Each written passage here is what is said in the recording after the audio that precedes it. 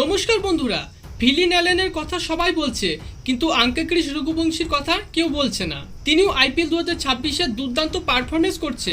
তবে এই বছর কলকাতা নাইট রাইডার্সের সর্বোচ্চ রান সংগ্রাহক আঙ্কেক্রিস রঘুবংশী। 12 ইনিংসে 422 রান, 5টি হাফ সেঞ্চুরি। আঙ্কেক্রিস রঘুবংশীর মতো ইয়াং ট্যালেন্ট ক্রিকেটার পাওয়া সত্যি ভাগ্যের ব্যাপার কেকেআর এর কাছে। ভারত আরও একটি রত্ন খুঁজে পেয়েছে। তার বয়স মাত্র 21। এই বয়সেই তিনি দুর্দান্ত পারফরমেন্স দিচ্ছে। ওর সামনে এখন অনেক সময় আছে ভারতীয় দলে সুযোগ পাওয়ার জন্য।